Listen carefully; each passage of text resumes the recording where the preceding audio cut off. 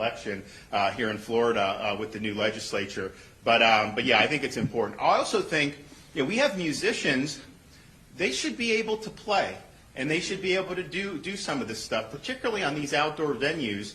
You can do it. You can do it safely. Again, right to work. That's uniform now in Florida.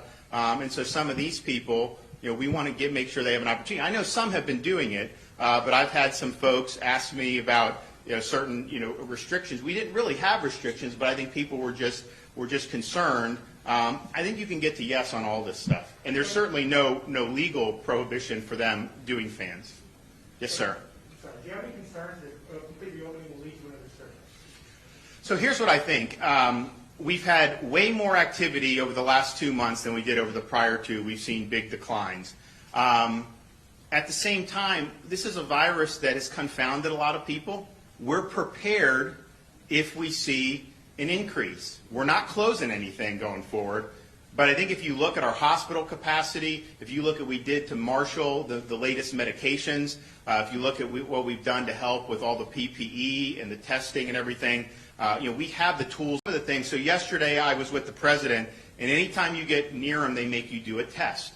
And I say, I'm not symptomatic. I don't need to, but they make you do it. Well, there's a new Abbott test that's like a card. You could actually put it in your pocket, open it up. They do some swab, and it's an antigen test, 15 minutes. They're producing millions and millions and millions of those a week. So that gives us an opportunity to say, okay, it's been the case where if you have a 20-year-old grandkid, you may not have wanted them if you're 80 years old, although many of the seniors do. I mean, it's interesting. When we did the visitation for the nursing homes, everyone was so happy because it's like, some of these folks were telling us, I want to live to see my family.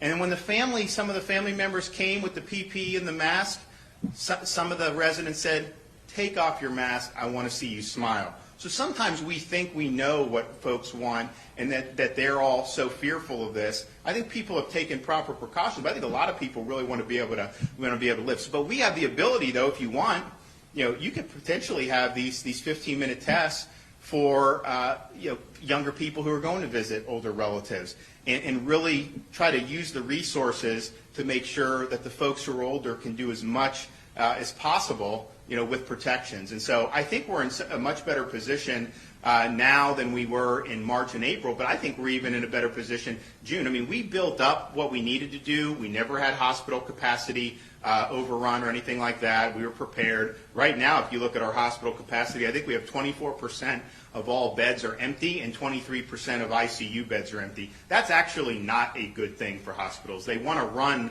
these at higher capacity than that. That's much more empty beds than before the pandemic began. Part of that, I think, is just the lagging willingness of people to go in and to seek the treatment they need. So we do want people to go in and do that. But I asked those experts. So we had Martin Kaldor from Harvard Medical School, Jay Bhattacharya from Stanford, Mike Levitt from Stanford, who's a Nobel Prize winner. And I said, do you have any concern about hospital overrun, having watched this virus in different continents, different countries, and different U.S. states?